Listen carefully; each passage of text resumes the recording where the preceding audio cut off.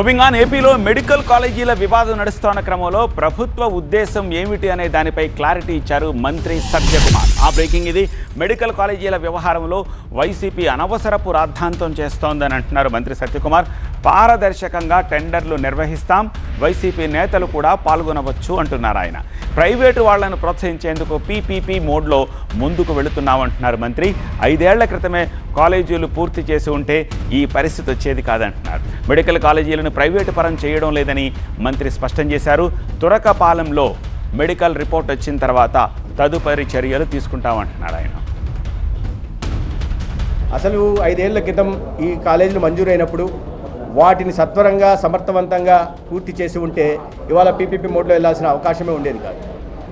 ఈ పరిస్థితులు కల్పించింది గత ప్రభుత్వమే.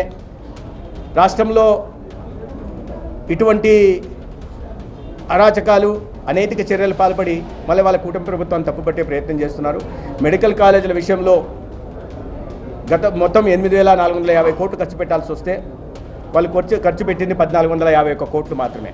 దాంట్లో కూడా దాదాపు 700 కోట్లు ఈ ప్రభుత్వం మీద బకాయిలు పెడితే అది కూడా కూటమి ప్రభుత్వం వచ్చిన తర్వాత కాంట్రాక్టర్లకు చెల్లించడం జరిగింది.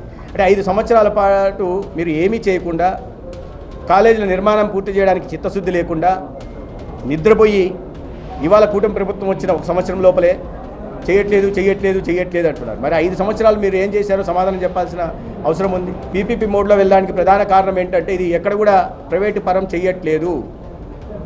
దీన్ని ఒక చారిటబుల్ ట్రస్టులు ఏర్పాటు చేసి తద్వారా ప్రైవేటు రంగాన్ని కూడా దీంట్లో ప్రోత్సహించి ఆ కాలేజీల నిర్మాణంని ఫైనాన్స్, బిల్డ్, ఆపరేట్, ట్రాన్స్ఫర్ పేరుతో నిర్మాణం అయిన తర్వాత కావాల్సిన ఫ్యాకల్టీని కూడా తీసుకొచ్చి ఒక నాణ్యమైన వైద్య విద్యను విద్యార్థులకు అందించడం,